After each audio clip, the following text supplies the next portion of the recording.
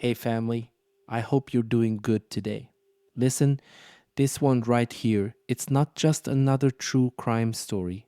This is about a man who should have lived out his quiet life surrounded by hills and cattle, but instead he was beaten and left to die over a few crumpled bills.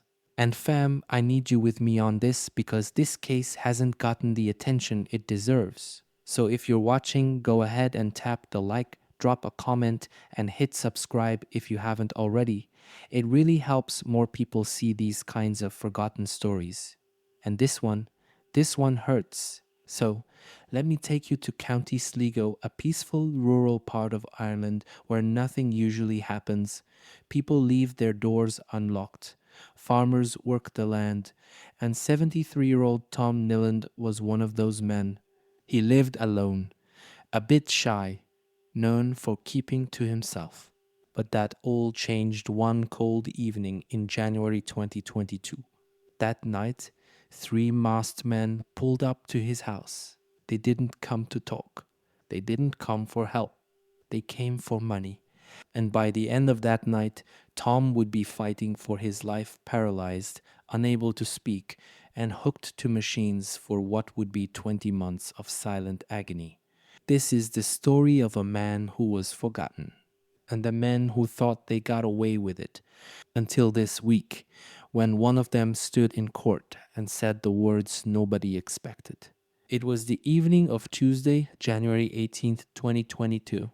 The sun had set early, like it always does that time of year in Ireland, and 73-year-old Tom Niland was alone in his small home near Screen, a quiet rural village in County Sligo.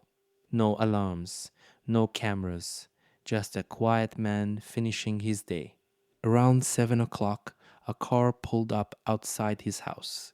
Inside were three men dressed in black. They wore masks, they carried torches, and they knew exactly where to go. What happened next was not random. They forced their way into Tom's home, and they beat him, not to threaten, not to scare. They beat him so badly he collapsed. He was left unconscious, broken, and bleeding on his kitchen floor. And what did they take? Just 800 to 900 euro. That's what his life was worth to them. But somehow, despite everything, Tom managed to crawl to the phone and dial emergency services. When paramedics arrived, they found him barely alive. His face was swollen, bruised beyond recognition. He had suffered severe head trauma, broken bones, and worst of all, he was paralyzed. He couldn't speak, he couldn't move, he couldn't even breathe on his own. He was rushed to Sligo University Hospital, then transferred to a specialist unit in Dublin, and he never saw home again. When the ambulance took Tom to Sligo University Hospital, the doctors didn't think he'd make it through the night. His injuries were beyond brutal, severe, blunt force trauma to the head and chest, broken ribs, and a fractured spine. But somehow, Tom hung on. He was moved to the National Rehabilitation Hospital in Dublin, where he was placed on a ventilator, a feeding tube, and round the clock machines just to keep him alive. But he never spoke again, never walked again, and never came off that machine. He was fully paralyzed from the neck down, trapped inside his own body. Imagine that for a second. You survive an attack like that, and then you're stuck in silence, unable to move, unable to tell the world what happened to you. For 20 long months, Tom lay there fighting infections, pneumonia, bed sores, and the kind of loneliness none of us can even begin to imagine. And all the while, the men who did this, they were still free. But the guards weren't standing still. Behind the scenes, detectives were building a timeline. They gathered CCTV footage. They traced phone data. They tracked purchases made just minutes after the attack with the stolen money. And piece by piece, they started closing in. While Tom lay motionless in a hospital bed, the guards weren't sleeping. They were pulling CCTV from every petrol station, every shop, every road in and out of screen. And one camera caught a dark colored car pulling up near Tom's home around the time of the attack. Not long after, three men were spotted at a service station laughing and spending fresh cash. They didn't look stressed. They didn't look like men who had just nearly beaten someone to death. From that footage, from phone records, and from tips, guards made their move. They arrested three men, all from Talat, a suburb on the south side of Dublin.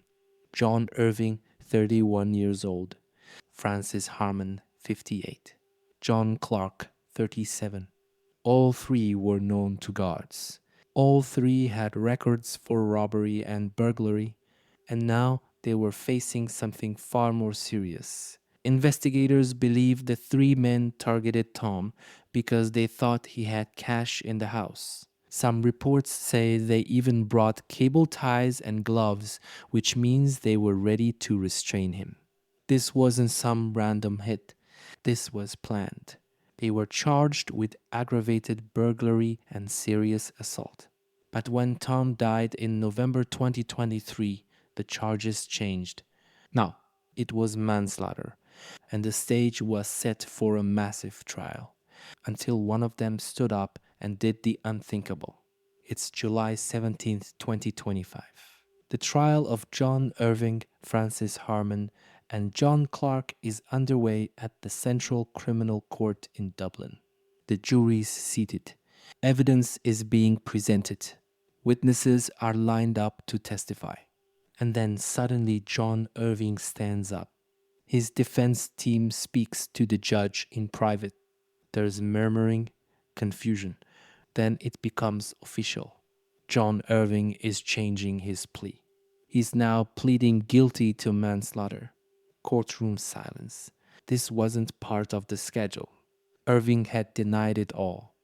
For years, he said he wasn't there, had nothing to do with it. Now, out of nowhere, he admits it. His lawyer apologizes to the court, saying he regrets wasting the jury's time and putting the family through more pain. No explanation, no emotion, just a quiet surrender. And with that one moment, everything changed, because within hours of Irving's confession, Francis Harmon and John Clark followed. Both pleaded guilty to their roles in the burglary and assault. The trial was over. The verdict was in. But the sentence? That's still to come. Once all three men were in custody, the guards dug deeper, and what they uncovered left no room for doubt. They searched homes, clothes, and phones. And what did they find? Clothing matching CCTV footage from the service station. Cash, some of it traced back to the robbery. Phone data placing the men's devices near Tom's home on the night of the attack. Purchases made just minutes after the assault using the stolen money. It was like they didn't even try to cover it up. But maybe they didn't think they had to. Maybe they believed Tom wouldn't survive long enough to tell anyone. But what they didn't count on was the evidence speaking for itself. Let's take a second, fam. Because Tom wasn't just a victim, he was a real person, a gentle soul, a lifelong farmer, 73 years old and still working the land in rural Sligo, growing his own food, living simply, and minding his own business. He lived alone, never married, had no children. But neighbors say he was the kind of man who would offer you tea and potatoes fresh from the ground if you showed up at his door. No enemies, no drama, just a quiet, peaceful life. The kind of life a lot of people dream of.